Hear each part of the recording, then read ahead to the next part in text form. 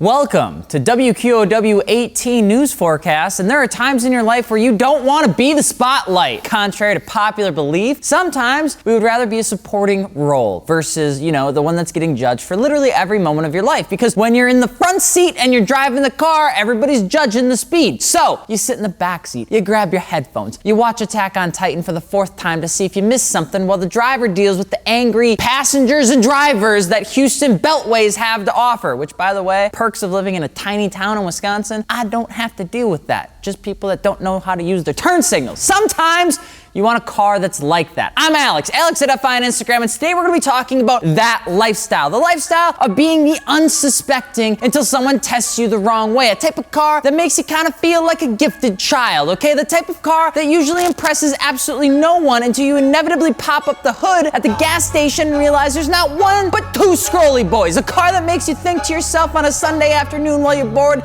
like, hey, we should try that sometime. Ladies and gentlemen, today we're gonna be talking about you wanting to own a sleeper car.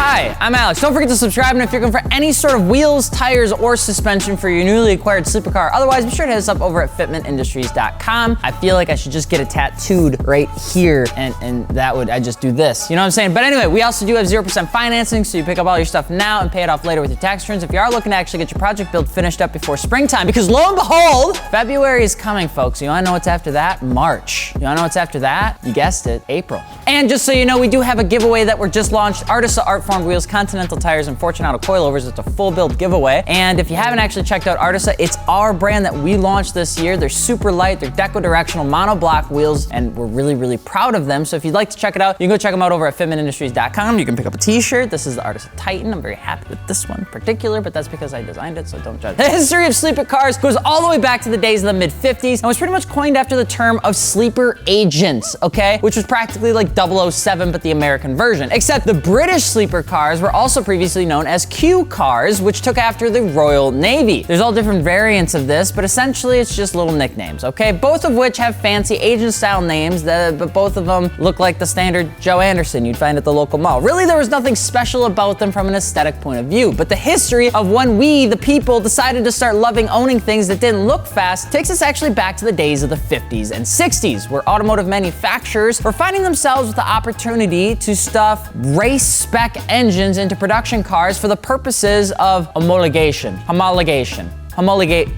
that one. The one brand that iconically decided to really jump into this was not the Lamborghini, it wasn't the Acura, it wasn't the Honda, it wasn't Ford or Chevy. Ladies and gentlemen, this came from America, okay? The one company that decided to essentially say, I'm gonna do whatever you want me to do, except when it's what we want to do and not what the EPA wants us to do, because we have more money than pretty much everyone else in the world. And ladies and gentlemen, the name of that brand was Chrysler, because it's from America. And I wanna sing it, but I feel like we're gonna get demonetized. America! Many coined the 55 Chrysler 300 as one of the starts of a sleeper car, where it was the first passenger car with 300 horsepower and eventually 375 later in the trim ranges. Many people do see this vehicle as one of the starts in the domestic American market as a sleeper car. And most of the people would look at this as a high-end luxury car, but doesn't really look that fast. I don't know, sleeper car sort of thing. Big horsepower, boring body, sleeper. And because the 300C was one of the most powerful and unsuspecting platforms at the time, this really founded the community for sleeper cars. People that actually had a little bit of extra money decided to get something that was a little bit faster. But domestic cars weren't the only ones starting to jump on the train, because as we jumped into the 60s, very exciting time, Mercedes-Benz would soon to follow through their 300 SEL AMG and the AMG lineup. And as the dawn of racing really started to take off both domestically and internationally, car manufacturers began to swerve large motors into boring chassis to meet racing regulation specs. Lancia would see a Ferrari V8 motor.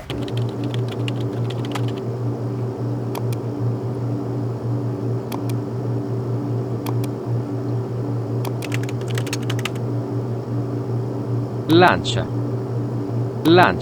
AMG would stuff all sorts of big motors into small cars, and so on and so forth, and that was it. As time progressed, this only happened more and more until eventually people realized that there was actually a good amount of money in terms of up-trimming large-ass motors into tiny cars that didn't really need any sort of body modifications. Now in the 70s, everything had a small block V8, it felt like, but it didn't inherently meant that it was a sleeper. Most sleepers were brought into this world because some of the small racing teams and some massive automobile companies had a race engine laying around and a small budget to pretty much squeeze it into a special edition. And back in the day, it was actually really easy to get some of these special trims, special offerings out into the market because dealerships had a lot more power with their manufacturers. And damn was it nice. You'd see things like the Mercury Marauder, the 7th gen Impala SS, the Buick Regal GX, the Saab 9 2X, and the Taurus Show. Nowadays, sleepers are hiding everywhere, still because most automotive manufacturers are trying to streamline their options, trying to make it like a smooth baby's bottom when it comes to the engine lineups across multiple different things. Unless it's a baby 4-cylinder, we gotta pump those numbers up. The V8 you used to find in GM would also be hiding in a Cadillac. The WRX and STI shared over their parts with certain Outbacks, and the Volvo V70Rs were just too boring for your grandmother to not buy and then store in a shed somewhere for you to pick up as a ripe, young, 21-year-old enthusiast that didn't understand how much it was gonna cost to build it back up. And that's just it. Once car enthusiasts found out what auto manufacturers were doing, people started snatching them up. People that had to get a station wagon for the kids but wanted something quick and fancy and could brag to their friends bought a V70R. Needed a sedan? Well, you better get the SS. If you wanted it, hey, you could blame that it had heated seats, it had a big trunk. RS4? Dude, all right, honey, listen, all right? It's just really, RS stands for really sharp looking, okay? And it's got cool seats. Just whatever you do, don't look at the monthly car payment or the depreciation. But we're not here to talk about the history, okay, of Sleeping Beauty cars. Oh no, most of them aren't the prettiest anyways, okay? I love ugly cars, and that's why I love sleepers. No, we're here to talk about you wanting to own one of these bad boys. So you want a sleeper car. Well, set down your 9-year-old baseball cap and grab your favorite oil cream because we're about to sit down and talk about what it's like to actually own and if it's really worth it, maybe, to get and pick up a sleeper car. Owning a sleeper car is like having the sickest collection of Pokemon cards, okay? Before the whole Jake Paul hype or whatever his name is. You almost have to talk about it and teach people why a first-gen card is so badass before they appreciate the amount of money or care you likely put into that very small piece of firm paper or cardboard or whatever fancy terminology they use these days. Okay, sleeper cars, they're pretty much like that. Many of which hold a special place in most people's hearts, but just not a large volume of hearts. To most, the Subaru SUV that rips like a train because it has the same setup as a WRX won't really be noticed until you convince your family to get in so you can rip her around, maybe in a roundabout, maybe take her over into a snowfield and have a little bit of fun. Only after will they question your sanity. The same goes for the cars like the Volvo V70R, which really the only thing that stuck out on the car was a little bit more aggressive body lines and the letter R, all right? The Volvo V70R that you've spent more time than patience on keeping rust away like an overactive fence player, to most is just another wagon with a Buick logo. It's not a Buick logo, but it does look like a Buick logo. This is what you want, okay? You want to be unsuspecting. You want to be the one to beat the guy that's showing off his base model Corvette. Why? Let me tell you. Come in close, a little bit closer. It's because it's fun. It's the same reason it's fun to play Social Slayer in Halo 2 when you're 50s and Lone Wolf in ranks. It's just how it goes. You like beating the living, you like winning. And with a sleeper car, it's way more worth it. You on them and they didn't even see it coming. The satisfying feeling is why sleepers exist. They exist to serve a purpose above all else, and that is unsuspecting fun, especially with other people. But owning one can be a little funky, mostly because you have to stay within the aesthetic parameters of what makes a sleeper car a sleeper car. And if you're gonna pick one up, you have to decide if you're going new gen or old gen. Old generations being things like the Volvo V70R, where their strength is their greatest weakness, rarity and platform support. The cars are sick when they work, and a lot of times these older generations are a little bit like that. They run trains when they work, and they're fun as hell when they work, And if they stay well behaved for you, then you slap a big ass turbo on it, exhaust intake, and maybe some semi-slicks on our OEM Plus wheels, and you're pretty much set to go, as long as it works. Want a new generation sleeper though? You can do that there too, bud. You can grab yourself a Chevy Ss and laugh your way to the next stoplight as you make most people cry as to why a 4-door bus just beat any V8 M3 that exists out there, even though it doesn't look like anything special. I don't get it. Domestic sleepers that are the new generation do fantastic with practically the same thing of an older car, just a lot of times with no turbo and more cam and tune work. Same thing though, you get some lightweight Velgen wheels, some Nitto tires, and probably some H&R lowering springs, because a lot of times these new generation sleeper cars are running on electromagnetic suspension, so keeping the lowering springs on it actually lowers the car but keeps that customization, and you're pretty much set. There are a few cons to owning a sleeper car, like the fact that you have to keep your unsuspecting car looking unsuspecting. No big wing gang, no canards, they gotta stay on your canard.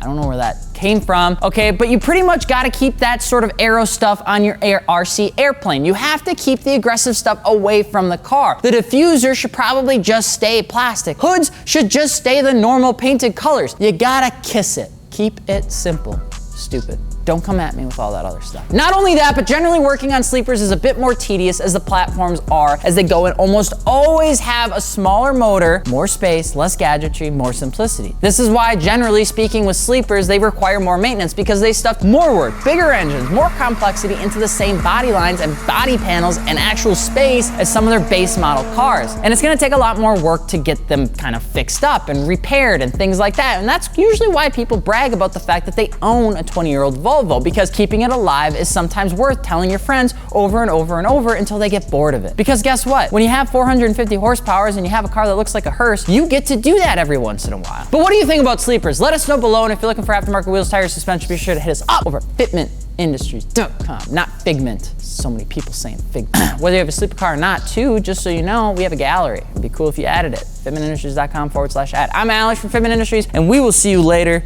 Peace.